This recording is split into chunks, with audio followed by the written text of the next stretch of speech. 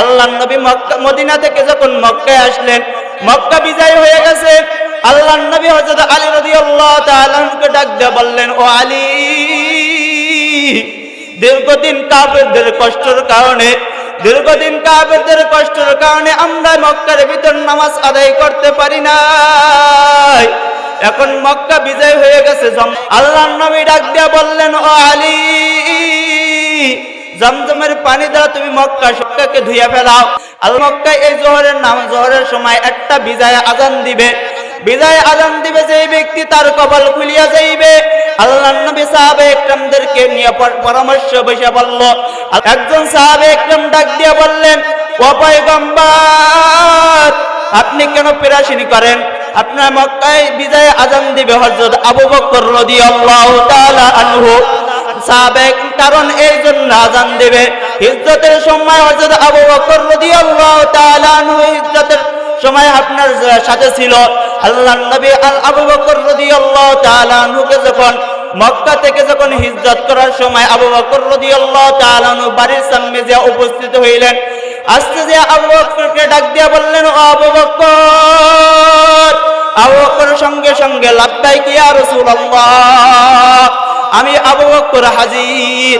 আল্লাহর নবী চোখের পানি ছেড়ে কান্না দিলেন, ও আবু বকর, এই গভীর রাত্রে আমি আস্তে ডাক দিলাম, তারপর তুমি লাব্বাইক হাজির হইলা, তুমি কি ঘুমাও নাই? আবু বকর ডাক দিয়ে বললেন, ও নবী, আপনি তো একদিন বলছিলেন হিজরতের সময় সবার সঙ্গে আমি আবু বকর হব, তার থেকে আমি একদিন পর্যন্ত বিছনায় পিঠ লাগাই নাই।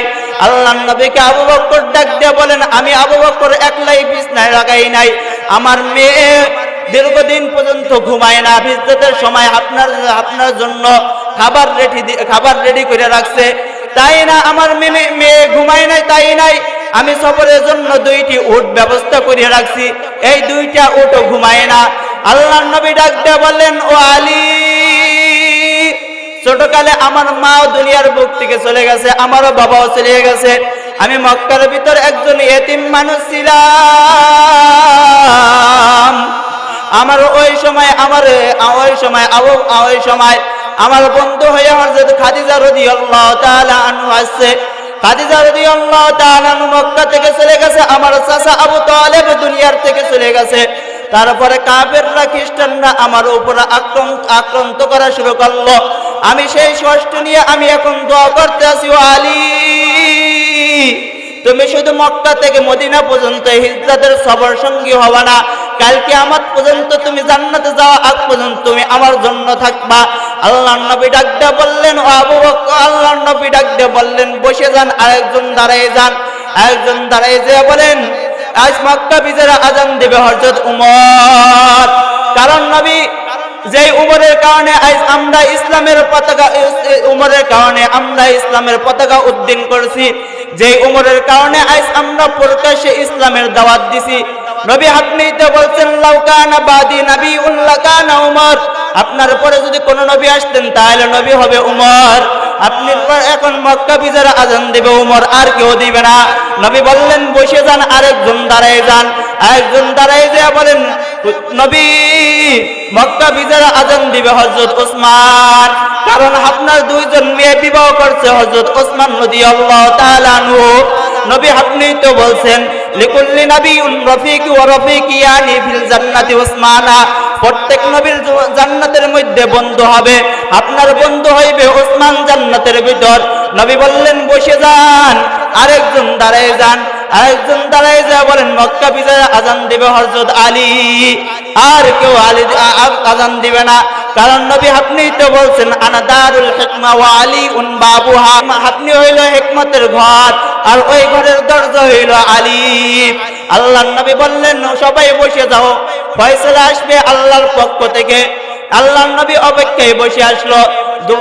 জোহরের সময় আজানের ওয়াক্তে জিবরাইল আলাইহিস সালাম উপস্থিত এসে নবীকে ডাক দিয়ে বললেন, ও পয়গম্বর, আপনাদের পরামর্শ আল্লাহ তাআলা পছন্দ করিয়াছে, কিন্তু মক্কা বিজয়ের আজান হযরত আলী রাদিয়াল্লাহু তাআলা আনহুর কণ্ঠ হইবে না, মক্কা বিজয়ের আজান হযরত উমরের কণ্ঠ হইবে না। মক্কা বিজয়ের আজান হযরত ওসমানের কণ্ঠ হইবে না, মক্কা বিজয়ের আজান আলীর কণ্ঠ হইবে না, মক্কা বিজয়ের আজান ওই হাবশী গোলাম বিলাল রাদিয়াল্লাহু তাআলা আনহুর কণ্ঠে হইবে। আল্লাহর নবী ডাকতে বললেন, ও বিলাল, কই বিলাল, তোমার কপালটা কত না ভাগ্য, তুমি মক্কা বিজয়ের আজান দেবা। বিলাল রাদিয়াল্লাহু তাআলা আনহু এত পরিমাণ আল্লাহ তাআলার কালিমা পড়ার কারণে আল্লাহ তাআলার উপর এত পরিমাণ পাগল হয়ে গেলেন, এত পরিমাণ পাগল হয়ে গেলেন। ও নবীর আশিকের দল, বিলাল রাদিয়াল্লাহু তাআলা আনহু আল্লাহর নবীকে এত পরিমাণ মহব্বত করতেন, এত পরিমাণ ভালোবাসতেন। একদিন আল্লাহর নবী ওদের যুদ্ধের জন্য যে রওনা হইলেন, বিলাল রাদিয়াল্লাহু তাআলা আনহু বললেন, হে নবী, ওদের যুদ্ধে হাজির হইতে চাই।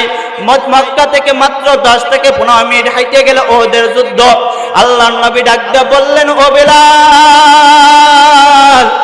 তোমার মক্কা তুমি মদিনায় পেয়ে আজান দাও, তোমার ওহদের যুদ্ধে যাওয়া লাগবে না।